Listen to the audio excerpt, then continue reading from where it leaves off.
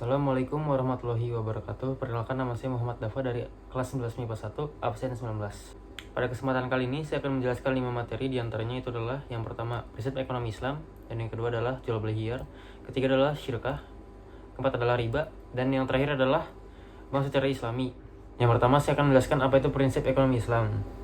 Prinsip ekonomi Islam iaitulah dasar yang dipergunakan untuk mengatur atau menjelaskan sistem perekonomian dalam Islam.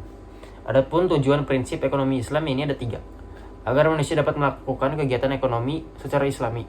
Dan yang kedua, agar manusia dapat mencapai kesejahteraan di dunia maupun di akhirat. Dan yang ketiga, agar manusia dapat saling memberikan manfaat kepada manusia lain. Adapun hikmah juga dari prinsip ekonomi Islam ini ada 3 juga.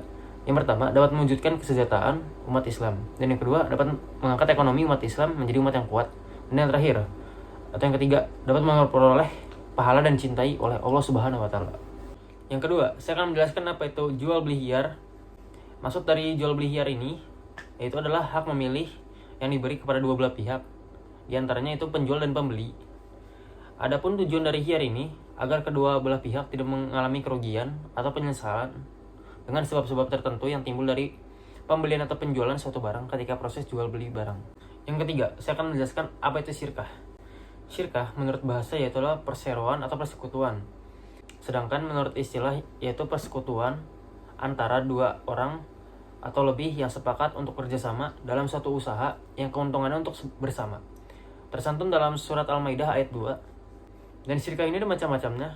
Di antaranya itu ada 6. Yang pertama syirkah inan, syirkah abdan, syirkah wujuh, syirkah mufadah, mudarobah, musokah, mujarobah, mukarobah. Dan yang ketiga ada rukun dan syarat syirkah.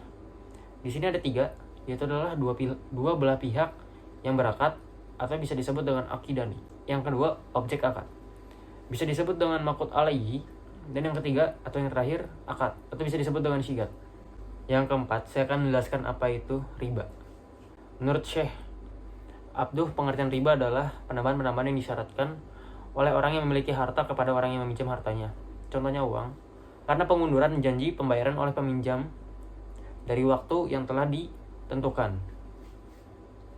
Dan di sini juga ada jenis-jenis ribanya, yaitu ada 2. Yang pertama ada riba utang piutang. Riba utang piutang juga dibagi 2 lagi. Yang pertama itu adalah qard, dan yang kedua itu jahiliyah. Dan yang kedua ada riba jual beli. Jual beli juga dibagi 2 lagi, yaitu diantaranya adalah yang pertama fadl, dan yang kedua nasyiah. Dan yang terakhir saya akan menjelaskan apa itu bank secara Islami. Bank yang beroperasi dengan menggunakan prinsip-prinsip yang sesuai dengan syariah Islam. Ada 3, yaitu adalah prohibition of riba, prohibition of gharar, prohibition of maisir.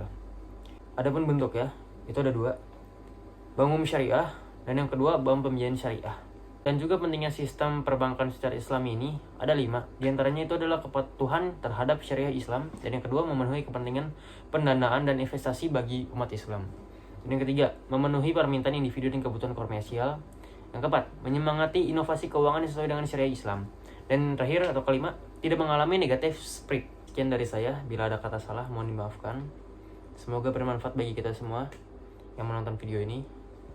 Kurang lebihnya mohon maaf. Wassalamualaikum warahmatullahi wabarakatuh.